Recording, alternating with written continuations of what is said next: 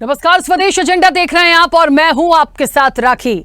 Agenda में आज बात महाराष्ट्र और झारखंड में हुई महाजीत की। महाराष्ट्र की 288 विधानसभा सीटों पर सुबह 8 बजे से मतगणना शुरू हुई। शुरुआती 2 घंटों में महायुति और महाविकास अघाड़ी के बीच टक्कर दिखी, लेकिन महज 2.5 घंटे बाद ही भाजपा गठबंधन रुझानों में प्रचंड जीत की ओर बढ़ गया। 234 के आंकड़े के साथ महाराष्ट्र में महायुति ने जीत का झंडा गाड़ दिया। उधर झारखंड में झामुमो का पड़ला भारी रहा। झारखंड ने न सिर्फ हेमंत सोरेन को ताकत मिली, बल्कि पहली बार झारखंड में किसी की सरकार की रिपीट होने का भी रिकॉर्ड बना। इंडिया गठबंधन ने 56 सीटों की लीड के साथ झारखंड में जीत का झंडा गाड़ा है। और जाहिर तौर पर आज की महाराष्ट्र की महायुति की जो महाविजय हुई है, झारखंड में जो तस्वीरें देखने को मिली हैं, उसके बाद कई सारे सवाल होंगे। आखिरकार किसकी रणनीति कितनी सफल हुई, क्या था उसके पीछे, इन तमाम विषयों पर हम चर्चा भी करेंगे। लेकिन सबसे पहले आपको बताते हैं कहां किसको कितनी सीटें मिली। महाराष्ट्र में महायुति को प्रचंड जीत मिली। भाजपा 148 सीटों पर चुनाव लड़ी और 133 पर जीत हासिल की। एकनाथ शिंदे 81 सीटों पर चुनाव लड़े, 57 पर जीत हासिल की। एनसीपी अजीत पवार 59 सीटों पर चुनाव लड़ी, 41 पर दबदबा कायम रखा। कांग्रेस 101 सीटों के साथ मैदान में थी, 15 पर सिमट गई। शिवसेना यूबीटी 95 सीटों पर मैदान में उतरी, 20 पर कब्जा किया। एनसीपी शरद चंद्र 86 सीटों के साथ मैदान में थी और 10 पर सिमटी। महाराष्ट्र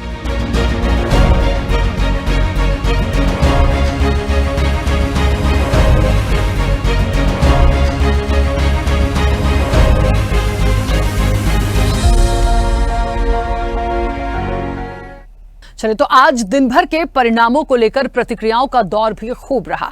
किसी ने जनता का आभार व्यक्त किया तो किसी ने फिर एक बार हार का ठीकरा ईवीएम पर फोड़ा। मिली जुली प्रतिक्रियाएं आज सामने आई, लेकिन दिन वाकई बहुत महत्वपूर्ण था। किसने क्या कुछ कहा, चलिए वो भी आपको सुनाते हैं। महाराष्ट्र और झारखंड राज्यों के विधानसभाओं के चुनाव के परिणाम आए हैं और विभिन्न राज्यों में उपचुनाव के परिणाम भी हम सबके सामने स्पष्ट हुए हैं। आज का जो जनादेश है, अगर हम उत्तर प्रदेश की दृष्टि से देखें तो 9 विधानसभा क्षेत्रों में ये चुनाव हुए हैं और ये पूरे प्रदेश में फैले हुए विधानसभा सीट्स हैं, जिनमें भारतीय जनता पार्टी गठबंधन ने 7 सीटें जीती हैं। इस ऐतिहासिक विजय के लिए इसका श्रेय देश के यशस्वी प्रधानमंत्री आदरणीय श्री नरेंद्र मोदी जी के नेतृत्व को, उनके मार्गदर्शन को जाता है। ये मैंने कहा था कि महायुति को थम्पिंग मेजोरिटी मिलेगी और इसीलिए मैं तमाम मतदाता जो है, मेरी लाडली बहनाओं को मैं धन्यवाद देता हूँ, लाडले किसानों को मैं धन्यवाद देता हूँ और लाडले हमारे भाई है, लाडले सीनियर सिटीजन है, सभी वर्ग जो है, सभी वर्ग को मैं धन्यवाद देता हूँ। उपचुनाव मैंने कहा श्री अखिलेश यादव जी का जो पीडीए है वो फर्जी है, परिवार डेवलपमेंट एजेंसी है। उनकी असलियत जनता के सामने आ गई। लोकसभा के चुनाव में जो उन्होंने झूठ बोला, धोखा दिया, फरेब किया, अब वह उनका फरेब चलने वाला नहीं है। समाजवादी पार्टी समाप्तवादी पार्टी बनने वाली है। वो पीडीए के नाम पे राजनीति करते हैं, लेकिन एक दलित की बेटी की हत्यारा करने वाला हत्यारा उनके साथ बैठता है। यह दुर्भाग्यपूर्ण है। महाराष्ट्र की जनता ने जो अप्रत्याशित इस प्रकार की जीत हमको दी है, इससे ये बात पूरी तरीके से स्थापित होती है कि महाराष्ट्र ये प्रधानमंत्री मोदी जी के पीछे है और मोदी जी ने जो नारा दिया था, एक है तो सेफ है, इस नारे को यथार्थ में लाते हुए महाराष्ट्र के सभी समाज के सभी लोगों ने एकता दिखाते हुए महाराष्ट्र में मतदान किया है। महाराष्ट्र में हम सरकार बनाने जा रहे हैं, थोड़ा देर में झारखंड में भी सरकार बनाएंगे, बिहार की 4 सीट हम जीतने जा रहे हैं। ये भी याद रखना पड़ेगा कि पिछली बार हम 18,000 से भाजपा वहाँ हारी थी, अभी 7,000 से है, तो हम समीक्षा भी करेंगे। लेकिन ये बात भी सही कि वो कांग्रेस की सीट थी, आज़ादी के बाद से केवल एक ही बार हमारी भाजपा वहाँ जीती है। हम आने वाले समय में जीतने के संकल्प से आगे बढ़ेंगे और जिस प्रकार का पूरे देश में माहौल बना है भाजपामय प्रदेश, और हमारे यहाँ तो लगातार गतिविधि बढ़ते हुए आपकी जानकारी के लिए बताएं कि पिछले लोकसभा चुनाव में भी हम पिछले इसी विधानसभा से लोकसभा भी आ रहे थे। इस बार हम और आगे बढ़े। मजेदार था उत्तर प्रदेश। लग रहा था अखिलेश बाजी मारने के लिए लड़ाई लड़ रहे हैं, लेकिन वहां भी पिछड़ गए। राजस्थान में भी कांग्रेस पिछड़ गई और महाराष्ट्र में एनडीए को जो 2/3 से ऊपर आया है, ये दिखा रहा है कि बड़बोलापन में उद्धव ठाकरे को तो संजय राउत खा गए और उद्धव ठाकरे को नकार दिया महाराष्ट्र की जनता की असली शिवसेना कौन है। बड़ी मतलब सफलता मिली है, अपेक्षा से भी ज्यादा सफलता मिली है। इसलिए मतदारों को मैं आभार व्यक्त करता हूं और महाविकास आघाड़ी को झटका बैठा है। उन्होंने बहुत ही उल्टे सीधे आरोप किए थे, प्रत्यारोप किए थे, गालियां दी थी, उसका उत्तर ही लोगों ने दे दिया है। आज का दिन इतना महत्वपूर्ण है ही। एक माँ के लिए इतना बड़ा अपना लड़का है, इतना पूरे महाराष्ट्र का नेता बन गया, बहुत बड़ा नेता, तो खुशी तो होने ही वाली है ना। बाबा केदार को प्रणाम करते हुए केदारनाथ विधानसभा की देवतुल्य जनता को भारतीय जनता पार्टी की प्रत्याशी आशा नौटियाल जी को विजयी बनाने के लिए बहुत धन्यवाद करता हूं, दिल से आभार व्यक्त करता हूं। और साथ ही महाराष्ट्र में भारतीय जनता पार्टी एनडीए गठबंधन को जो बहुमत प्राप्त हुआ है, उसके लिए भी आदरणीय प्रधानमंत्री जी का बहुत अभिनंदन करता हूं, उनको बधाई देता हूं। देश में अब जब वो संसद में होंगे सांसद के रूप में, वो जो भी ऑपोजिशन लीडर होगी उनको वो आंख से आंख मिलाकर सवाल पूछ लेंगे। जो जनता की सवाल हैं उनके जवाब जो बीजेपी छुपाती है, प्रियंका उठाएंगी और जनता की आवाज को बुलंद करेंगी। उनके जो समस्या है उसका समाधान जरूर ढूंढेंगे। असफलता एक चुनौती है, स्वीकार करो। क्या कमी रह गई देखो और सुधार करो। जब तक न सफल हो नींद चैन को त्यागो तो, संघर्षों का मैदान छोड़ मत भागो तो। कुछ किए बिना ही जय जयकार नहीं होती और कोशिश करेंगे तो फिर कभी हार नहीं होती। ये जो नतीजे आए हैं इसकी उम्मीद न आपको थी, न हमें थी, न देश की जनता को थी। फिर भी जनादेश को नतमस्तक होकर नमस्ते करते हैं। ये जनता का कौल हो ही नहीं सकता। महाराष्ट्र की जनता का मन हमें मालूम है, ये हो ही नहीं सकता है। राउत साहब, दिख रहा है कि लाडली बहन जो सरकार, अरे लाडली भाई, यहाँ लाडले भाई है, लाडले नाना जी है, लाडले दादाजी है, सब कुछ लाडले है ना यहाँ। हमको मालूम है क्या है ये। इतनी ये निर्णय जो आया है, ये नतीजा आया है, ये जनता का निर्णय नहीं है, मैं इतना ही कहूंगा। मैं बस यही कहूंगी कि बड़े हैरान करने वाले नतीजे आए हैं। जिस तरीके से लोकसभा में 151 असेंबलीज पे हमारी लीड थी, वो सिमट कर अगर इस नंबर पे आ गई है, तो एक प्रश्न चिन्ह जरूर उठता है कि कैसे इतना डिफरेंस आ गया। जो भी सर्वेज चल रहे थे सब कांटे की टक्कर बता रहे थे। जो भी सर्वेज हो रहे थे उसमें महाविकास आघाड़ी को बढ़त दे रहे थे। बात सब बता रहे थे एज है। एक कांटे की टक्कर इस तरीके से हो जाना कहीं ना कहीं थोड़ा आश्चर्यजनक भी है। मैं समझती हूँ जो कठिन परिस्थितियों में बाई इलेक्शंस हुए थे, उसके बावजूद भी समाजवादी पार्टी के मैं कार्यकर्ताओं को और सभी जिन्होंने अपने मताधिकार का प्रयोग किया, उनको धन्यवाद देना चाहूंगी। मैं समझती हूँ कि महाराष्ट्र के रिजल्ट जो हम लोग सोच रहे थे उसके एकदम विपरीत आए हैं और कहीं ना कहीं इस बात पे बहुत ही गहरा विचार करने की जरूरत है कि इस तरह के रिजल्ट अगर आए हैं तो क्यों आए हैं। और मैं समझती हूँ कि महाराष्ट्र में जो पार्टियां हैं गठबंधन की, वो इस बात पे सोचेंगे, विचार करेंगे और फिर कोई रिजल्ट या किसी बात पे बात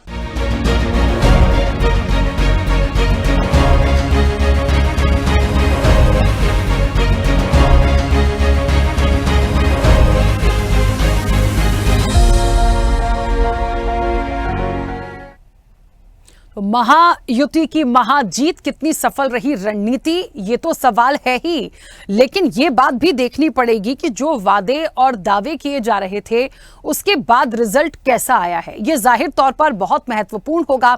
बहुत ज्यादा कुछ ना कहते हुए सीधे चर्चा पर चलेंगे। तमाम मेहमान हमारे साथ जुड़े हुए हैं। सबसे पहले आपका परिचय करा दें।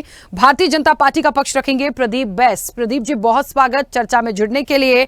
कांग्रेस का पक्ष रखेंगे कुशाग्र सक्सेना। कुशाग्र जी, आपका भी बहुत स्वागत है। शिवसेना यूबीटी से पक्ष रखेंगे अनीश गाढ़वे। अनीश जी, आपका भी बहुत स्वागत है। समाजवादी पार्टी का पक्ष रखने के लिए यश भारती हमारे साथ जुड़े हैं। यश जी, आपका भी बहुत स्वागत है। शिवसेना शिंदे गुट से चिंटू शेख हमारे साथ जुड़े हैं। चिंटू जी, आपका भी बहुत स्वागत है। और जेएमएम का पक्ष रखेंगे सरोज सिंह। सरोज जी, आपका भी बहुत स्वागत है। चर्चा की शुरुआत करूं उसके लिए मुझे लगता है यहाँ जितने भी मेहमान बैठे हैं सबको पहले तो मैं बधाई दे दूं। भारतीय जनता पार्टी जाहिर तौर पर थोड़ी ज्यादा बधाई ले सकती है। महाराष्ट्र के लिए चिंटू जी भी ज्यादा बधाई ले सकते हैं। यश जी, आपको भी बधाई दूंगी। इसलिए बधाई दूंगी क्योंकि मुझे लगता है जो एक रिजल्ट आया है, इन लोगों को ज्यादा बधाई इसलिए क्योंकि ये लोग तो मतलब एक ऐसा लग रहा था कि पूरी सीट्स थोड़ी थोड़ी, अभी तो चल ही रहा है सब, पता नहीं क्या ऊपर नीचे और होगा, बढ़ रहा था फिर घट गया, तो वो चीजें चली रही हैं। तो मुझे लगता है आप सब लोगों को पहले तो बधाई। सरोज जी, आपको भी, आपसे तो मैंने परसों ही कहा था, मुझे अच्छे से याद है, 3-4 दिन पहले चर्चा में आप कह रहे थे झारखंड में हम आएंगे। मैंने कहा था आपको मैं बुलाऊंगी। देखिए आज और आप चर्चा में हैं, तो आपको भी बहुत सारी बधाई अच्छी नंबर्स के साथ। एक बात है, देखिए जो जीता वही सिकंदर। मार्जिन कम रहा हो ज्यादा रहा हो डजंट मैटर, बट जो जीता वही सिकंदर। चाहे एक सीट से लीड ले ली हो, चाहे आपने एक सीट से एक नंबर से सरकार बना ली हो, जो जीता वही सिकंदर। मैं बस ये मानती हूं। ठीक है, चलिए चर्चा की शुरुआत करेंगे। सबसे पहले प्रदीप जी, महायुति की महाविजय तो हो गई, लेकिन मैं ये जानना चाहती हूं क्या लगता है कौन सा फैक्टर चला, क्योंकि बहुत सारी अपडेट्स आ रही थी और ऐसा लग रहा था कि बैलेंस होके जाएगा, लेकिन इतनी उम्मीद तो नहीं थी जितनी नंबर ऑफ सीट्स आपने निकाली हैं। और झारखंड में क्या हुआ, दोनों बातों को मैं थोड़ा थोड़ा लेकर चलूंगी। राखी जी, प्रणाम आपको। और आपने तो आज शुरुआत ऐसी की जैसे लग रहा था कि आज टेबल पे कोई खाली हाथ नहीं आया है, सब के सब एवरीबडी हैज सम और the other part two share on the table. आज टेबल पे कोई खाली नहीं आया है। ये परंतु क्षमा चाहूंगा, सबसे पहले तो सरोज जी को बहुत बहुत शुभकामनाएं। झारखंड में इन्होंने परफॉर्म किया और मैं अपनी बात की शुरुआत झारखंड से ही करूंगा।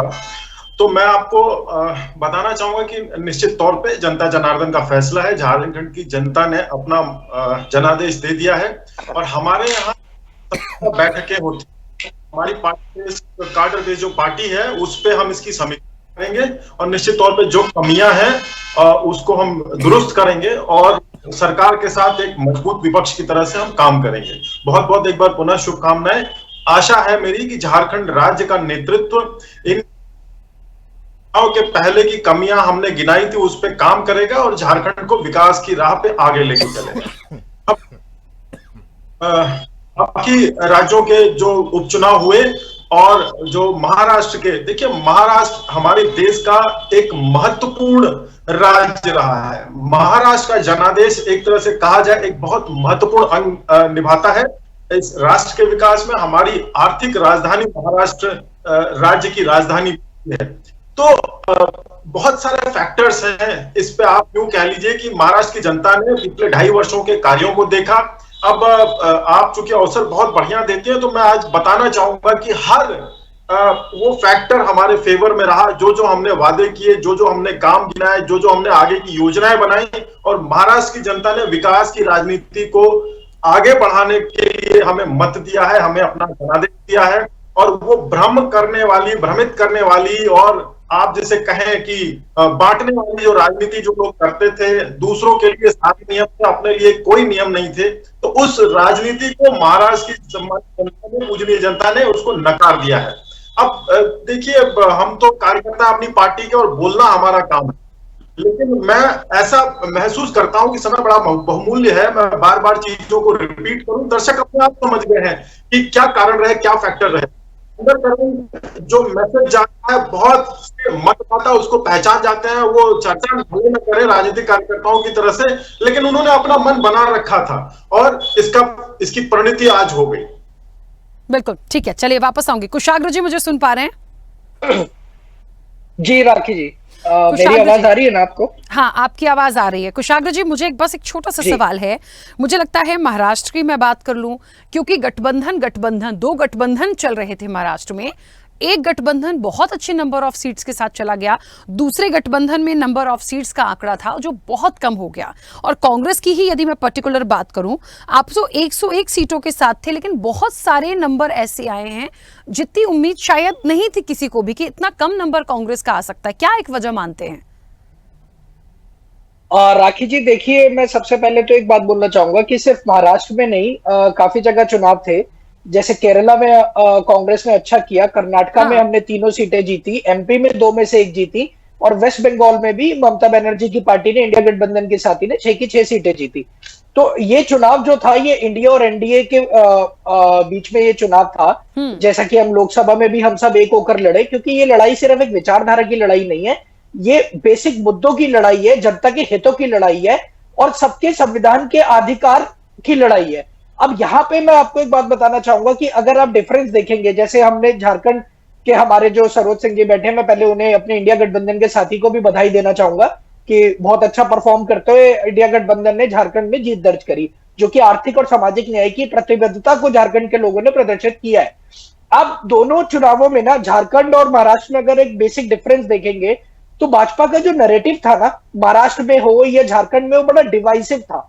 ये जाके इनके जो नारे थे, कोई घुसपैठिए की बात कर रहा है, कोई बटेंगे तो कटेंगे की बात कर रहा है, इनका ना पूरा नैरेटिव ही शुरू से रहा था कि बांटो और राज करो, जो कि ऑब्वियसली अंग्रेजों का रहता था, डिवाइड एंड रूल। तो और अगर आप देखेंगे इंडिया गठबंधन के सभी साथियों का, चाहे हम मानते हैं कि हम महाराष्ट्र में अच्छा परफॉर्म नहीं कर पाए, मगर हमने बिल्कुल भी वहां पर ना नेगेटिव नैरेटिव स्थापित करने की कोई जरूरत नहीं समझी। हम पूरा महाराष्ट्र घूमे, संविधान बचाओ के लिए हमने आवाज उठाई, और भारत जोड़ो यात्रा के तहत भी हमारे जो कार्यक्रम चले, जो सिविल सोसाइटी, वहां के किसानों से, महिलाओं से, युवाओं से, बेरोजगारों से हम जितना मिले, उसके तहत हमने एक विजन महाराष्ट्र के लिए और झारखंड के लिए इंडिया गठबंधन ने तैयार किया, जिसको झारखंड में हमें सफलता मिली, महाराष्ट्र में हमें नहीं मिली। उसके मैं आपको 2 रीजन बताऊंगा। पहली चीज कि ये बोलते हैं कि ये महाराष्ट्र जीते, जो कि अच्छी बात है, इन्हें बधाई है। 5 महीने पहले महाराष्ट्र की जनता ने, जब देश के मुद्दों पे बात हुई, नरेंद्र मोदी जी को प्रधानमंत्री बनाने के नाम पे महाराष्ट्र ने भाजपा को और नरेंद्र मोदी जी के नेतृत्व को सिरा से नकार दिया था। अब 5 महीने में जो इनको राज्य में सफलता मिली है, अब हम भी देखेंगे कि ये युवाओं की कितनी बात करेंगे, रोजगार कब तक देंगे, किसानों की कितनी बात करेंगे, उनको उनके अधिकार दे पाएंगे या नहीं दे पाएंगे, क्योंकि इनका जो सारा नैरेटिव है ना, वो सिर्फ बटेंगे और कटेंगे तक ही सीमित है। और इसके लिए इंडिया गठबंधन मजबूती से तैयार है, और हम भारतीय राजनीति के स्तर को इस लेवल पे कभी नहीं जाने देंगे। हम इन्हें याद दिलाते रहेंगे और इन्हें पटल पे लाते रहेंगे कि बेसिक मुद्दे जनता के, युवाओं को रोजगार देना, किसानों को उनकी फसल का, उनके जमीनों का अधिकार देना, महिला सुरक्षा की बात करना, जो कि महाराष्ट्र में एक बहुत बड़ा मुद्दा बना हुआ है। कानून व्यवस्था भी हमने थोड़े दिन पहले ही देखा था कि किस तरह एक कद्दावर नेता बाबा सिद्दीकी जी की सरेआम सड़क पे गोली मारकर हत्या कर दी जाती है, और बाकी उसकी क्या प्रोसीडिंग हो रही है, ये आपके सामने भी, हमारे सामने भी है। तो हमारा बस एक अब इंडिया गठबंधन का यही एक रहेगा कि इनको किसी भी तरह हम समाज को, प्रदेश को, धार्मिक और किसी भी तरीके से सांप्रदायिक मुद्दों पर हम इन्हें बांटने नहीं देंगे। ठीक है, चलिए वापस आऊंगी। चिंटू जी, सुन पा रहे हैं मुझे? हाँ राखी जी, बोलिए। चिंटू जी, बहुत सारी शुभकामनाएं तो मैंने पहले ही दे दी थी, लेकिन हाँ, एक बात साफ होगी, आज मैं उन सब लोगों को बार बार ऐसा इसलिए कह रही हूँ क्योंकि मुझे बहुत अच्छे से याद है, मैंने सबको इनवाइट किया था कि आप में से जो लोग मेरे इस टाइम के पैनल पर होंगे और मेरी इस डिबेट में होंगे, और यदि जीत कर आते हैं तो जाहिर तौर पर मैं उनसे उस तरह से बात करूंगी। तो मुझे लगता है ये बहुत महत्वपूर्ण था। बधाई आपको एक बार फिर से। क्या लगता है कौन सा फैक्टर कमाल किया, और अब आगे की क्या रणनीति है? क्योंकि जाहिर तौर पर जो नंबर ऑफ सीट्स आई उसको लेकर आप लोग आगे बढ़े हैं, लेकिन अपने कहे हुए वादों पर खरा उतरना भी किसी चुनौती से कम नहीं होता, क्योंकि उसके लिए विपक्ष भी बैठा है। राखी जी, मेरा वादा मुझे याद है, मैंने सबको इनवाइट किया था कि 25 तारीख को वानखेड़े स्टेडियम में आना, और जिस दिन इलेक्शन की काउंटिंग होगी उस दिन शाम को मैं आपके चैनल पे जरूर बैठूंगा। मैं इस समय मेरे कार से दे रहा हूँ, मेरी विजय रैली, जो मेरा विजय रैली वो चल रही है, मेरे लोग पटाखे बजा रहे हैं, डांस कर रहे हैं, गाना गा रहे हैं और नाच रहे हैं।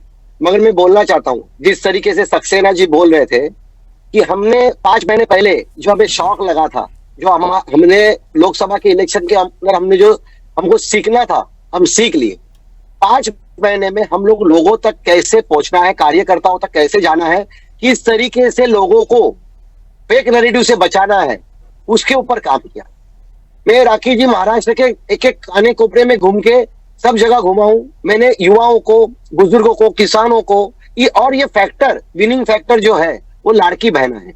लाड़की बहना फैक्टर हमें बहुत काम आया।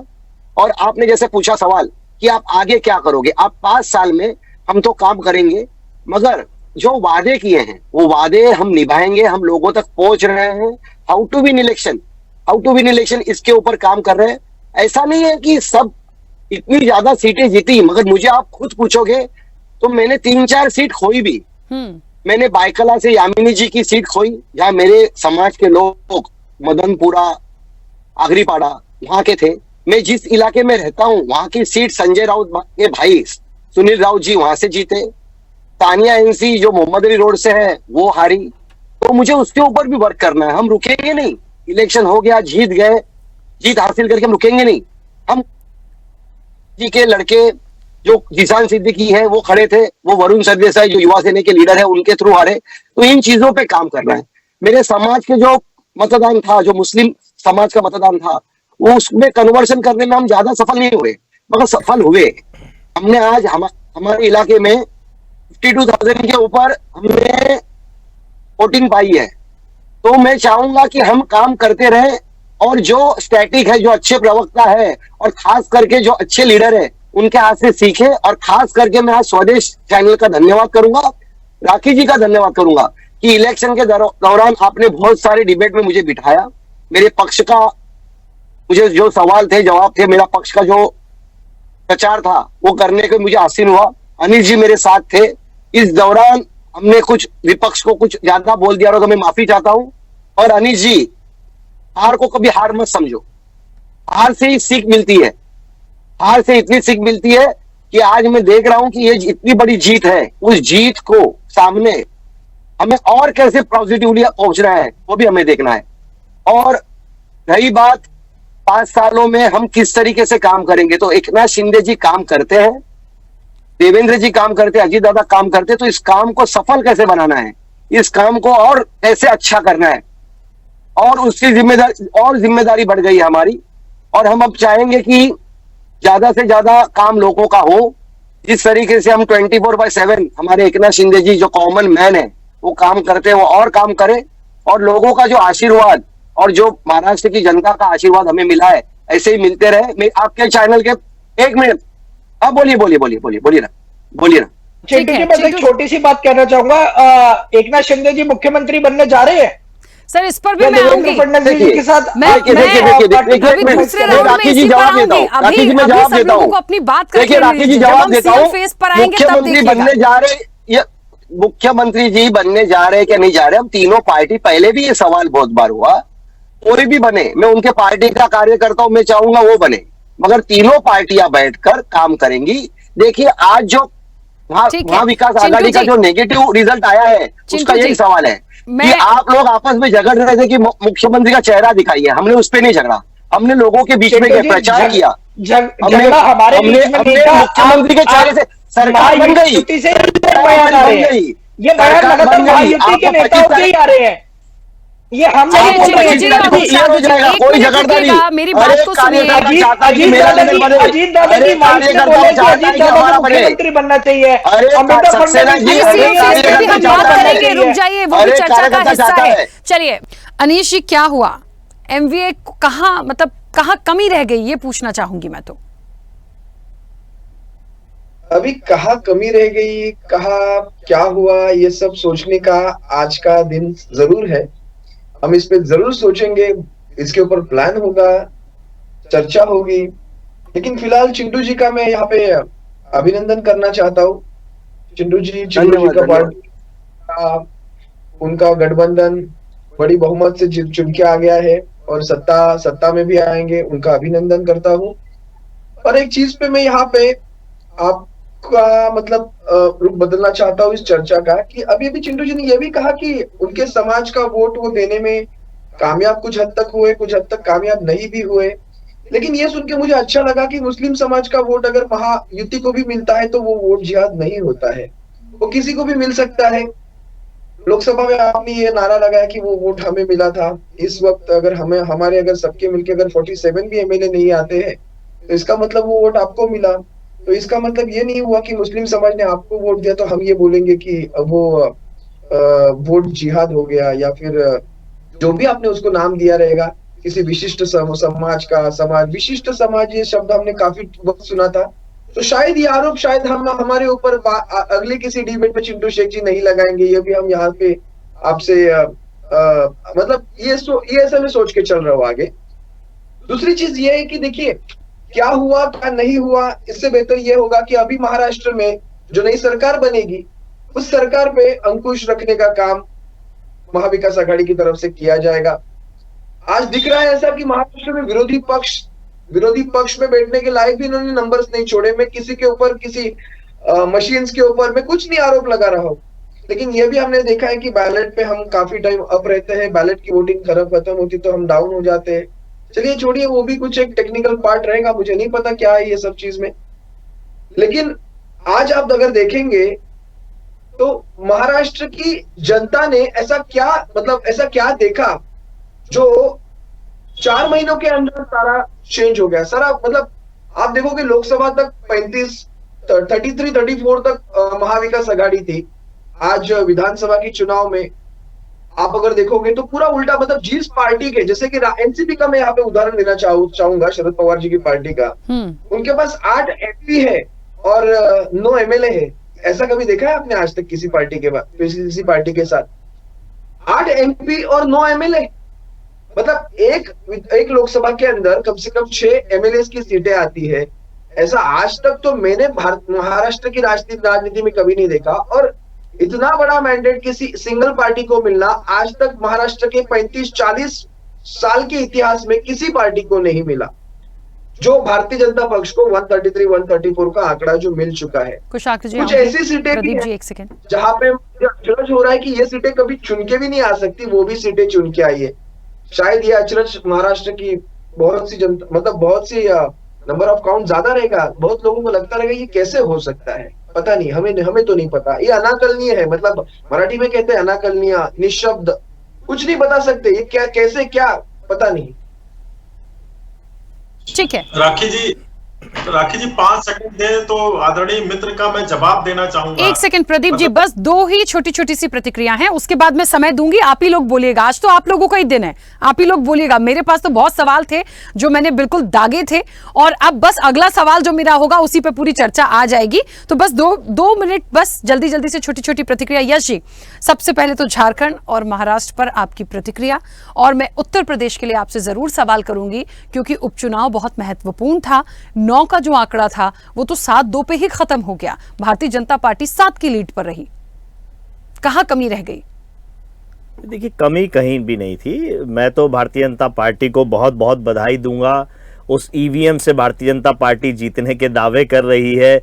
जिस ईवीएम पे सबसे ज़्यादा अगर देश में किसी ने अविश्वास किया तो भारतीय जनता पार्टी ने किया। कोर्ट में जाने का काम, किताब छाप के डेमोक्रेसी को रिस्क में बताने का काम, सारे टीवी चैनल, अखबार, और यहाँ तक कि इसी महाराष्ट्र में इनके किरण समैया जी सांसद थे, वो इलेक्ट्रॉनिक एक्सपर्ट को लेकर सड़कों पे घूमे थे कि ईवीएम में किस तरीके की छेड़खानी की जा सकती है। वो सब ईवीएम पे किया, और सरकार आने पे वीवीपीएट लेकर के आए। अब वीवीपीएट पे खुद को विश्वास नहीं, वीवीपीएट की गिनती नहीं गिनना चाहते हैं। तो आगे क्या करना चाहती है भारतीय जनता पार्टी की सरकार, ये इनके छोटे से 10 साल का जो चालू हुआ है उससे समझ में आ रहा है। इन्होंने नारा दिया था महाराष्ट्र में कटेंगे बटेंगे से हम सहमत नहीं हैं। होर्डिंग लगे, पोस्टर लगे, इनके सहयोगी उप मुख्यमंत्री ने भी साफ मना कर दिया कि हमें इससे कोई लेना देना नहीं है। इन्हीं की नेत्री, बड़ी नेत्री गोपीनाथ मुंडे जी की बेटी पंकजा मुंडे ने मना कर दिया कि नहीं, ये नारा हमारे महाराष्ट्र के लिए बिल्कुल नहीं है और हम इससे सहमत नहीं है। तो ये बहुत सारी चीज़ें ऐसी हैं कि जो भारतीय जनता पार्टी के अंदर ही बहुत सारी असहमतियाँ हैं। और उसके बाद भी अगर भारतीय जनता पार्टी जीतती है, नोट हमने देखे बंटते हुए, एक बड़े पत्रकार ने यह दावा किया कि कंटेनर भर के पैसे आए हैं, 10,000 रुपये प्रति व्यक्ति महाराष्ट्र में वोट खरीदने की तैयारी है। उस दावे की जांच करना भारतीय जनता पार्टी ने, उस पर बोलना भी उचित नहीं समझा कि कोई अगर बोल रहा है तो उसकी तत्काल जांच होनी चाहिए। क्यों शांत रही भारतीय जनता पार्टी एक राजनीतिक पार्टी के रूप में, ये बड़ा सवाल है। विपक्ष ने तो आरोप लगा दिया, पत्रकार ने आरोप लगा दिए, तो सत्ता में क्योंकि वो थे तो सवाल का जवाब उनको उस समय जरूर देना चाहिए था। अभी भी वक्त है उसकी ठीक तरीके से जांच हो। दूसरी बात, नियम ये कहता है कि 48 घंटे पहले आपको क्षेत्र छोड़ देना चाहिए, लेकिन भारतीय जनता पार्टी के बड़े नेता, राष्ट्रीय स्तर के नेता जिनका पैसे के लेन देन पे भी नाम आया, उन्होंने क्यों 48 घंटे तक क्षेत्र नहीं छोड़ा और क्यों उनकी गिरफ्तारी या उन पे कार्रवाई नहीं हुई? ये सारे सवाल महाराष्ट्र के हैं। अब आप उत्तर प्रदेश पे अगर चर्चा कर, झारखंड तो आपके सामने परिणाम है, कितना इन्होंने उसको बदनाम करने का काम किया, पश्चिम बंगाल को कितना बदनाम करने का काम किया। दोनों ही जगह भारतीय जनता पार्टी बुरी तरीके से हारी है। पश्चिम बंगाल के उपचुनाव में सारी सीटों पे भारतीय जनता पार्टी हारी है और झारखंड में तो आपके सामने ये परिणाम बेहतर परिणाम रहा है।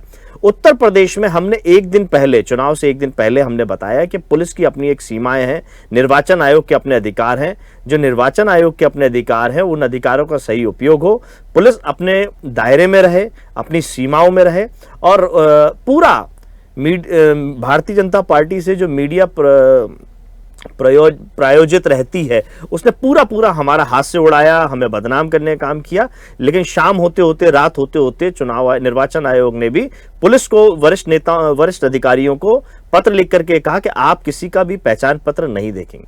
लेकिन 12 घंटे बाद ही निर्वाचन आयोग के उस पत्र की धज्जियां उड़ गई, उस नियम की धज्जियां उड़ गई और उस धज्जियां उड़ने में अब निर्वाचन आयोग की साख दांव पे लगी हुई है कि चुनाव कराना निष्पक्ष होना चाहिए, लोगों के मत अधिकार का उपयोग होना चाहिए, आपके जो आपके जो अधिकार है उस पर कोई और अतिक्रमण ना करे, जिस तरीके से पुलिस ने किए हैं। हमने तो मुजफ्फरनगर में एक वीडियो ये भी देखा कि एक पुलिस का छोटा कर्मचारी अपने बड़े अधिकारी को यह बता रहा है कि आप क्यों किसी का पहचान पत्र मांग रहे हैं, क्यों किसी को मतदान केंद्र तक जाने से रोक रहे हैं। तो जब छोटे अधिकारी में ये, छोटे कर्मचारी में ये पुलिस के इतनी नैतिकता थी, तो बड़े अधिकारी आखिर इस नैतिकता को क्यों भूल गए, किसके दबाव में काम कर रहे थे? और भारतीय जनता पार्टी ने उन लोगों पे भी कार्रवाई करने की बात नहीं कही। तो ये लग रहा है, दिख रहा है कौन किसके लिए काम कर रहा था और भारतीय जनता पार्टी के बेहतर जनता की गाड़ी कमाई से तनख्वाह लेकर के बेहतर कार्यकर्ता के रूप में पुलिस ने उत्तर प्रदेश में काम किया है। माननीय अखिलेश यादव ने इस बात के लिए कहा है कि जो बड़े सम्मान के साथ नौकरी कर रहे थे, जिनके परिवार का मान सम्मान समाज में बढ़ रहा था, न्यायालय से जब फैसला आएगा तो उनका अपमान भी उसी स्तर पे होगा जिन्होंने लोगों को मतदान करने से रोका है, लोकतंत्र को कमजोर किया है, संविधान को कमजोर किया है। ठीक है, चलिए सरोज जी, मेरी आवाज पहुंच रही है? पहुंच रही है। सरोज जी, जेएमएम तो आ गई, मुझे लगता है इंडिया ब्लॉक की यदि मैं बात करूं तो बहुत अच्छे नंबर ऑफ सीट्स के साथ हैं। नंबर ऑफ सीट्स भी यदि कंपेयर करने की मैं कोशिश करूं तो फिर मैं उसी बात को कहूंगी, 1 आए 2 आए 10 की लीड हो जाए, 100 की लीड हो जाए, जो भी है, लेकिन सरकार तो बनेगी।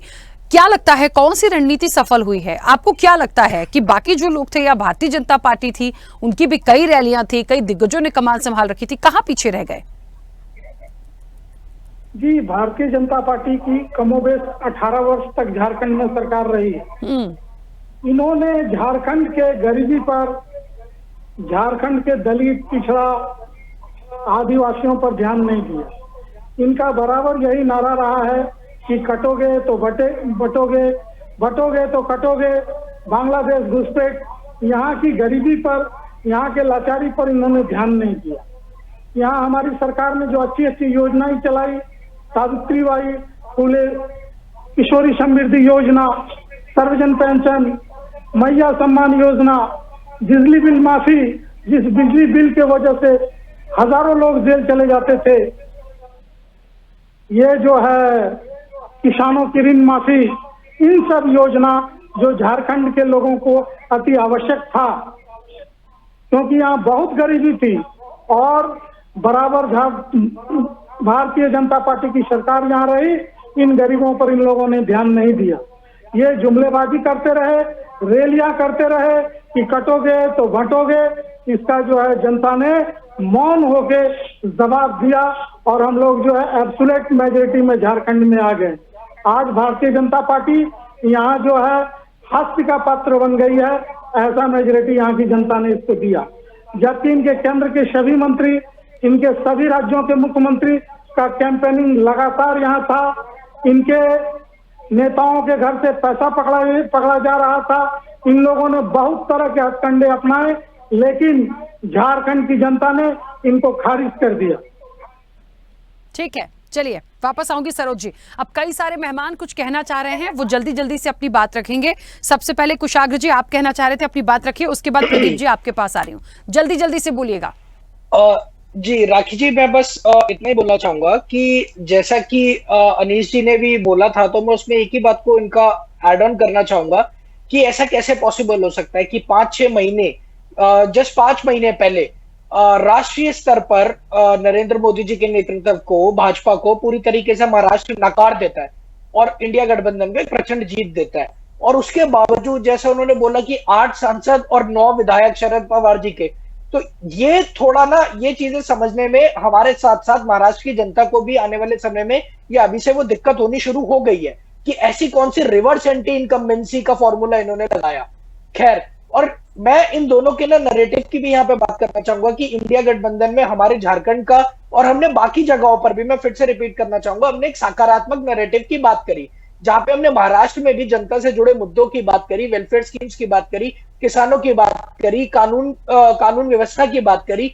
यहाँ पर भाजपा का क्लियर एंड स्पेसिफिक दृष्टिकोण ही ये नजर आया कि इन लोगों ने सिर्फ बांटने की और काटने की ही बात करी है आज तक, और जिससे कि ये भारतीय राजनीति में एक स्तर जो इन्होंने गिराया है, इंडिया गठबंधन को मजबूती से ये देखने के लिए प्रतिबद्ध रहना पड़ेगा कि ये और इस चीज को एक्सपेंड ना कर पाए। ये इंडिया गठबंधन की भी यहाँ से एक बहुत महत्वपूर्ण भूमिका और एक रिस्पॉन्सिबिलिटी बन जाती है। झारखंड में जहां पे हम बातें कर रहे थे कि हम एक पॉजिटिव नैरेटिव दे रहे थे, लोगों के लिए शिक्षा की बात कर रहे थे, हेल्थ की बात कर रहे थे, फार्मर्स की बात कर रहे थे, वेलफेयर स्कीम्स की बात कर रहे थे, वहां ये झारखंड के लोगों को कोस रहे थे, वहां घुसपैठिए बता रहे थे, वहां भी इन्होंने अपनी विभाजनकारी गंदी राजनीति का परिचय दिया, जिसका झारखंड की जनता ने पुरजोर जवाब दिया। हाँ, महाराष्ट्र में हम कहीं ना कहीं चूके जरूर हैं। मैं मानता हूं कि नैरेटिव हम अपना शायद अच्छा उस तरीके से कोऑर्डिनेशन करने में कहीं ना कहीं चूके हैं, मगर ये जीत जो है इनकी 148 में से 132 सीट वो पार्टी लेकर आती है जिसको 5 महीने पहले पूरे महाराष्ट्र ने खदेड़ के रख दिया था। नरेंद्र मोदी जी को जब ये प्रधानमंत्री बनाने के लिए महाराष्ट्र के पास गए, तब महाराष्ट्र ने क्लियरली मना कर दिया था और इन्हें दरवाजा दिखा दिया था कि आप जाओ। और जहां पे घोटाला होता है कि पूजनीय छत्रपति शिवाजी जी के स्टैचू के ऊपर जो घोटाला होता है, वो पूरे महाराष्ट्र ने देखा। कानून व्यवस्था महाराष्ट्र की पूरा देश और पूरा महाराष्ट्र देख रहा है, और वहां पे इतनी बड़ी जीत का होना, तो विपक्ष का तो काम है, ये हमारी भूमिका है कि हम इन चीजों पे सवाल तो उठाएंगे। क्यों पोलिंग बूथ पर कैमरेज बंद कर दिए गए थे पार्ली में जब वोटिंग हो रही थी, और क्यों धारावी में? ठीक है कुशाग्र जी, आप सब लोग जो विपक्ष से हैं, एक लास्ट बात जल्दी से राखी जी, एक चीज मैं बोलना चाहूंगा कि चुनाव के दिनों से पहले से हमने देखा था कि किस तरीके से बोगस वोटिंग के लिए इन्होंने वोटिंग लिस्ट से लोगों के नाम हटाए। ये सारी कंप्लेंट्स हम चुनाव आयोग में ऑलरेडी कर चुके हैं, चाहे वो 99% तक ईवीएम्स का चार्ज होना हो। अब विपक्ष का काम है, हमारे कंसर्न है कि हम चुनावी प्रक्रिया में पारदर्शिता लाएं। देखिए, अब इन सारे मैटर पे आगे क्या हो सकता है वो इलेक्शन कमीशन को देखना होगा। सवाल खड़े करती है, ठीक है। और दूसरी बात ये, आप सबकी बातों से मुझे ऐसा लग रहा है कि घूम फिर के बाद ईवीएम पे, मैं ठीक है, आप लोगों को लगा आपका काम है, आपने सारी चीजों को उठाया, वो इलेक्शन कमीशन देखेगा, लेकिन जो रिजल्ट आ गया है उस पर अब कितना खरा उतरना है, जिनकी सरकार बन रही है, विपक्ष की क्या भूमिका होगी, वो किन मुद्दों को लेकर है और अपनी लड़ाई को जारी रखेगा, इन सारी चीजों पर अब हमें चलने की जरूरत है। प्रदीप जी अपनी बात रखिए बहुत जल्दी से। प्रदीप जी, मुझे ये भी थोड़ा बताइएगा कि अब सीएम फेस कौन हो सकता है? भैया आप लोग तो 148 में से 132-33 आ रहे हैं, तो मतलब तीनों पार्टियों को मैं देखूं तो आपका वजन तो मुझे ज्यादा नजर आ रहा है, ऐसा मैं बोल सकती हूँ।